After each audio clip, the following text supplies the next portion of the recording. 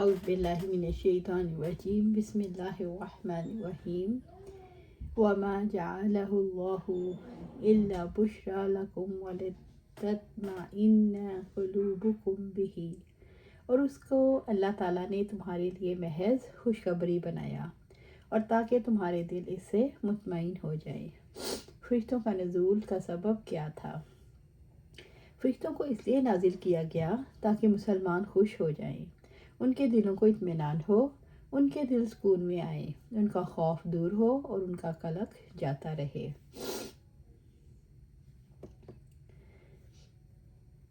ابن عباس رضی اللہ تعالیٰ عنہ نے فرمایا، فرشتوں نے یوم بدر کے سوا نہ انہوں نے دشمن پر ضرب لگائی نہ جنگ کی، وہ مدد اور تعداد میں اضافے کے لیے آئے تھے۔ فرشتوں نے بدر کے سوا نہ اس سے پہلے نہ اس کے بعد میں کبھی جنگ نہیں کی۔ وَمَا النَّصْرُ إِلَّا مِنْ عِنْدِ اللَّهِ الْعَزِيزِ الْحَكِيمِ، اور مدد صرف اللہ کی طرف سے ہے جو سب پر غالب کمال حکمت والا ہے۔ العزیز وہ قوی ہے جس کو کوئی چیز روک نہیں سکتی۔ الحکیم وہ ہے جو معاملات کی بہترین طریقے اور قوی وسائل سے تدبیر کرتا ہے۔ وہ نصرت کے ظاہری اور باطنی اسباب کی طرف جس کی چاہتا ہے رہنمائی کرتا ہے اور جس سے چاہتا ہے اس کو ہٹا دیتا ہے۔ وہ اپنی نصرت کو جس جگہ چاہتا ہے رکھتا ہے اور اہل بصیرت اور اہل تقوی ہی کو نوازتا ہے جو اس کے مستحق ہے۔ وَمَا النَّصْرُ إِلَّا مِنْ عِنْدِ اللَّهِ، اور مدد صرف اللہ تعالیٰ کی طرف سے ہے۔ اللہ تعالیٰ کی مدد فتح کے بارے میں قرآنی موقف کو واضح کریں۔ اور مدد صرف اللہ کی طرف سے ہے۔ اللہ کی مدد کے بارے میں قرآن یہ واضح کرتا ہے کہ مدد اور فتح اللہ کی جانب سے آتی ہے۔ کسی رسول اور اس کے ساتھیوں کو فتح سے کوئی ذاتی مفاد نہیں ملتا، نہ اس میں اس کی کوئی ذاتی غرض ہوتی ہے۔ فتح حاصل کرنے میں نہ رسول کا دخل ہوتا ہے نہ اس کے ساتھیوں کا، وہ تو اللہ تعالیٰ کی تقدیر کو ظاہر کرتی ہے۔ العزیز الحکیم، غالب کمال حکمت والا۔ اللہ تعالیٰ عزیز اور حکیم ہے، غالب اور کمال حکمت والا ہے۔ تمام کام اسی کی مرضی سے ہوتے ہیں، اس کا ارادہ ہی کسی کام کو عملی شکل دیتا ہے، مادی اسباب بھی اس کی مدد کے بغیر میسر نہیں ہوتے۔ العزیز الحکیم، سب پر غالب کمال حکمت والا اللہ نے غالب ہونے کا شعور دلایا۔ العزیز یعنی غالب ہونے کا شعور دلایا۔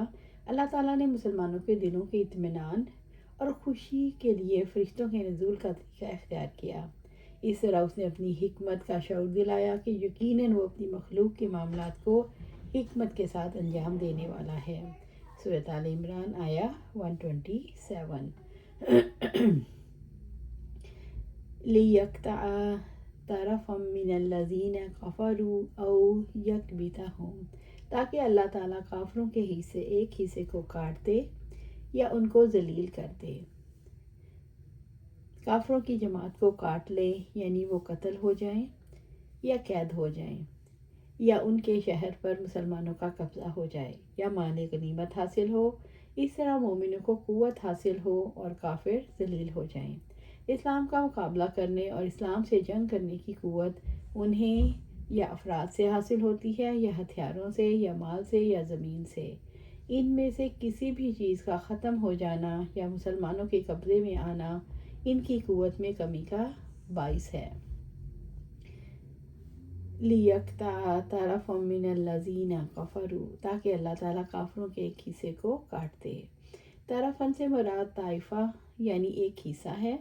اللہ تعالیٰ کا ارادہ ہے کہ وہ دشمن کے ایک حصے کو ہلاک کر دے، وہ قتل ہوں، ان کی افرادی قوت کم ہو، ان کی زمین ان کے ہاتھ سے نکل جائے، ان کی ظالمانہ حکومت کا دائرہ تنگ ہو جائے، ان کی دولت مال غنیمت کی کمی کی وجہ سے کم ہو جائے، شکست کے نتیجے میں ان کی سرگرمیوں میں کمی آ جائے۔ لِيَقْطَعَ طَرَفًا مِّنَ الَّذِينَ كَفَرُوا، اللہ تعالیٰ نے کافروں کے ایک حصے کو کاٹ دیا، 70 مشرکوں کو ہلاک کر دیا۔ اللہ تعالیٰ نے بدر کے دن کافروں کے ایک حصے کو کاٹ دیا، ان کے بڑے بڑے رؤساء، ان کے برائی کے قائد مارے گئے۔ أَوْ يَكْبِتَهُمْ فَيَنْقَلِبُوا خَائِبِينَ، یا ان کو ذلیل کر دے پھر وہ نامراد واپس لوٹ جائیں۔ غزوہ احد میں اللہ تعالیٰ کی مدد کا مقصد یہ تھا کہ کافروں کی ایک جماعت کو ذلیل کیا جائے، اور یہ بھی کہ سارے کے سارے کافر نامراد ہو کر واپس چلے جائیں، یعنی وہ ذلیل اور رسوا ہوں اور شکست کھائیں، اپنے مقصد میں ناکام لوٹیں جبکہ وہ دبے ہوئے ہوں۔ سورۃ آل عمران آیا 128۔ لیس لک من الامر شیء، آپ کو اس معاملے میں کوئی اختیار نہیں، محمد صلی اللہ علیہ وآلہ وسلم کا فیصلے کے اختیار میں کوئی حصہ نہیں۔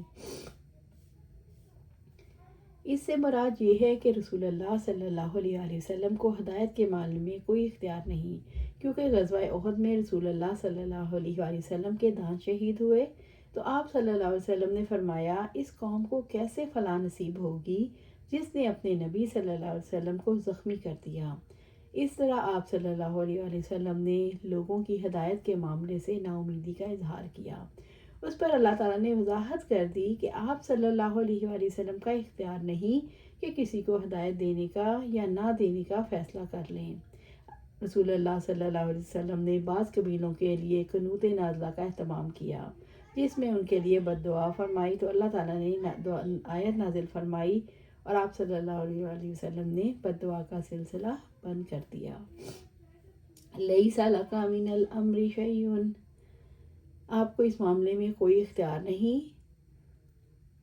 اہل ایمان یہ جان لیتے ہیں، اس بات کے ایمان والوں پر اثرات یہ ہوتے ہیں کہ اہل ایمان جان لیتے ہیں کہ ان کی ذات فتح کا سبب نہیں بن سکتی۔ اہل ایمان تکبر، احساس برتری، سخت گیری اور غرور سے محفوظ ہو جاتے ہیں، جس میں عام طور پر فاتحین مبتلا ہو جاتے ہیں۔ اہل ایمان کی روح اور طرز عمل متوازن ہو جاتے ہیں۔ او یتوب علیہم، خواہ اللہ تعالیٰ ان کی توبہ قبول فرمائے۔ اس سے مراد ہے وہ اپنی رحمت سے جس کی چاہے تو توبہ قبول کر لے۔ یہ معافی ایسے ممکن ہوتی ہے کہ اہل اسلام کی فتح کی صورت میں کافر سبق سیکھ لیں اور اسلام قبول کر لیں، یوں اللہ تعالیٰ انہیں معاف کر دیتے ہیں۔ جن مشرکوں کے حق میں آپ صلی اللہ علیہ وسلم نے یہ بد دعا کی تھی، انہیں اللہ تعالیٰ نے آپ کے قدموں پر لا ڈالا اور اسلام کی جاں باز سپاہی بنا دیا۔ او یعذبہم، یا ان کو عذاب دے۔ اس سے مراد ہے عذاب دینا اللہ کا اختیار ہے۔ عذاب کی ایک صورت یہ ہے کہ دنیا میں اہل اسلام ان پر غالب آ جاتے ہیں، دنیا میں قید ہونے کی صورت میں عذاب پاتے ہیں، خاتمہ کفر پر ہوتا ہے اور آخرکار جہنم کے مستحق بن جاتے ہیں۔ فَإِنَّهُمْ ظَالِمُونَ، بلا شبہ وہی ظالم ہے۔ اسے کہتے ہیں جو حقدار کو اس کا حق ادا نہ کرے۔ ایک انسان جب اپنے خالق کو نہیں پہچانتا، اپنی حیثیت نہیں پہچانتا، اپنی زندگی کے مقصد کو نہیں پہچانتا، زندگی کی بنیادی حقیقتوں کو نہیں مانتا، تو دراصل وہ حقائق کا انکار کرتا ہے۔ اگر اللہ تعالیٰ کی طرف سے کھولی گئی حقیقتوں کو ماننے والا مومن ہے تو انکار کرنے والا کافر ہے۔ سورۃ آل عمران آیا 129۔ وَلِلَّهِ مَا فِي السَّمَاوَاتِ وَمَا فِي الْأَرْضِ، اور اللہ تعالیٰ ہی کا ہے جو کچھ آسمانوں اور زمین میں ہے، یعنی ملکیت بھی اسی کی، تخلیق بھی اسی کی، بندے بھی اسی کے، وہ جیسے چاہے تصرف کرے اور جیسے چاہے فیصلے کرے۔ یعنی فرشتے، انسان، حیوان، جن، جمادات، افلاک اور زمین میں جو کچھ ہے، تمام اشیاء اللہ کی ملک اور اللہ کی مخلوق ہے اور اس کی تدبیر کے تابع ہیں۔ وہ ان میں اس طرح تصرف کرتا ہے جس طرح بادشاہ اپنے ملک میں تصرف کرتا ہے۔ اس حکومت میں ان کا ایک ذرہ بھی نہیں۔ یغفر لمن یشاء ویعذب من یشاء، وہ جس کو چاہتا ہے بخش دیتا ہے اور جس کو چاہتا ہے عذاب دیتا ہے۔ کسی بندے کو چاہے وہ نبی مرسل ہو یا ولی مکرم، یہ اختیار حاصل نہیں کہ کسی کی قسمت کا فیصلہ کرے اور کسی کو جنت میں بھیج دے اور کسی کو جہنم میں۔ جب صورتحال یہ ہے تو وہ سب اس کی مغفرت اور اس کے عذاب کے درمیان ہے۔ وہ جسے چاہتا ہے اس کی مغفرت اس طرح فرماتا ہے کہ ہدایت دے کر اسلام میں داخل کر دیتا ہے، اس طرح اس کا شرک معاف کر دیتا ہے اور اس پر یہ احسان فرماتا ہے کہ اسے گناہ ترک کرنے کی توفیق دیتا ہے، اور وہ اس طرح اس کے گناہ بھی معاف فرما دیتا ہے۔ واللہ غفور الرحیم، اللہ تعالیٰ بے حد بخشنے والا، نہایت رحم والا ہے۔ اللہ تعالیٰ نے زمین اور آسمان کی ملکیت سے اپنے اختیارات کی وسعت کا شعور دلایا۔ وہ چاہے تو معاف کر دے، چاہے تو رحمت کر دے۔ اللہ تعالیٰ نے مالک کل ہونے کی وجہ سے یہ شعور دلایا کہ مغفرت اور عذاب دونوں ہی اس کے اختیار میں ہیں۔ اس طرح اللہ تعالیٰ اپنے اختیارات سے اپنی مغفرت اور مغفرت سے اپنی رحمت کا شعور دلایا۔ وہ عذاب دے سکتا ہے، پھر بھی اپنی رحمت سے ڈھانپ لیتا ہے۔ یقیناً وہ غفور ہے، رحیم ہے۔ سورۃ آل عمران آیا 130۔ یا ایھا الذین آمنوا لا تأکلوا الربا اضعافا مضاعفا واتقوا اللہ لعلکم تفلحون۔ اے لوگو جو ایمان لائے ہو، کئی گنا سود نہ کھاؤ جو دگنے کیے ہوئے ہوں، اور اللہ تعالیٰ سے ڈرو تاکہ تم کامیاب ہو جاؤ۔ اس آیت کا شان نزول روایت کیا ہے، مجاہد سے روایت ہے، لوگ وقت مقررہ پر ادھار چیزوں کو فروخت کیا کرتے تھے۔ یہ مدت پوری ہونے کے بعد قرض میں اضافہ کر دیتے تھے۔ اس پر اللہ تعالیٰ نے آیت نازل فرمائی۔ احد کی شکست کا ایک بڑا سبب یہ تھا کہ مسلمان مال کی حرص میں مبتلا ہوئے، اپنے فرض کی ادائیگی کی بجائے مال غنیمت لوٹنے میں لگ گئے۔ اس لیے اللہ تعالیٰ نے اصلاح کے لیے مال کی محبت کی بنیاد پر ضرب لگائی اور حکم دیا کہ سود خوری سے بچ جاؤ۔ لالچ اور دولت پرستی کی سب سے گھناؤنی صورت سود ہے۔ سود خور اپنے نفع کا دن رات حساب کتاب کرتا ہے اور راس رویے کی وجہ سے اس کے اندر روپے کی حرص بڑھ جاتی ہے۔ سود خوری سے قوم میں وہن اور بزدلی پیدا ہوتی ہے، خود غرضی اور بخل کا جذبہ فروغ پاتا ہے، اور سود خور قوم جہاد کے قابل نہیں رہتی۔ اور پھر انصار کے یہود کے ساتھ سودی لین دین کے تعلقات تھے، اور واحد منافقین یہود کی وجہ سے نقصان پہنچا تھا، گویا اس کو حرام قرار دے کر اس تعلقات کو ختم کر دیا۔ یا ایھا الذین آمنوا لا تأکلوا الربا اضعافا مضاعفا۔ اے لوگو جو ایمان لائے ہو، کئی گنا سود نہ کھاؤ جو دگنے کیے ہوئے ہوں۔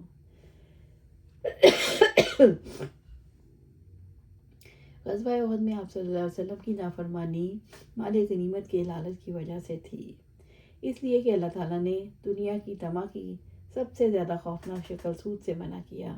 جہاد میں فشل نامردی کا ذکر ہوا، اور سود خوری سے قوم میں وہن اور بزدلی پیدا ہوتی ہے، خود غرضی کا جذبہ اور بخل کا جذبہ فروغ پاتا ہے، اور سود خور قوم جہاد کے قابل نہیں رہتی۔ یا ایھا الذین آمنوا لا تأکلوا الربا اضعافا مضاعفا۔ اے لوگو جو ایمان لائے ہو، کئی گنا سود نہ کھاؤ جو دگنے کیے ہوئے ہوں۔ اللہ کا یہ ارشاد، اے ایمان والو فلاں کام چھوڑ دو، تو اللہ تعالیٰ کا ارشاد اس بات پر دلالت کرتا ہے کہ ایمان ہی وہ سبب ہے جو اس حکم کی اطاعت کا داعی اور موجب ہے، اور اس نہیں سے اجتناب کا باعث ہے، کیونکہ ایمان ان تمام امور کی تصدیق کامل کا نام ہے، جن کی تصدیق واجب ہے اور اعضاء کے اعمال کو مستلزم ہے۔ اعضاء کے اعمال کو ضروری ہے کہ وہ اسی کے عمل میں ایمان کی وجہ سے ہی انسان اللہ کے حکم کو مانتا ہے اور اس کے منع کیے ہوئے کو چھوڑ دیتا ہے۔ لا تاکلوا ربا، سود نہ کھاؤ، بلکہ سود کھانا ہی نہیں بلکہ سود سے ہر طرح کا تصرف حرام ہے، خواہ کھانا پینا ہو یا لباس ہو یا اس سے کوئی بھی چیز شامل ہے۔ واتقوا اللہ لعلکم تفلحون۔ اللہ تعالیٰ سے ڈرو تاکہ تم کامیاب ہو جاؤ۔ اللہ تعالیٰ سے ڈرو تاکہ تم کامیاب ہو جاؤ۔ واتقوا اللہ، اللہ سے ڈرو، اللہ تعالیٰ سے ڈر جاؤ اور سود نہ کھاؤ۔ تفلحون، تم کامیاب ہو جاؤ، تم عذاب سے نجات پاؤ اور جنت کی ہمیشہ رہنے والی نعمتوں کو پا کر کامیاب ہو جاؤ۔ واتقوا اللہ لعلکم تفلحون۔ سود سے متعلق آیتوں میں 3 بار لفظ تقوی کو دہرایا گیا، گویا سود نہ لینا تقوی کی اہم صفت ہے۔ اللہ تعالیٰ کا تقوی اس کا خوف ہی وہ بنیاد ہے جو مومن کو اس کی اطاعت کے لیے تیار کرتی ہے۔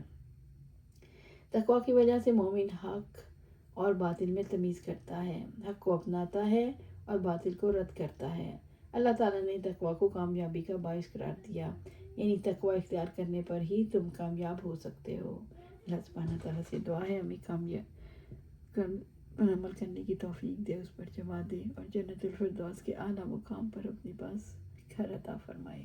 آمین یا رب العالمین۔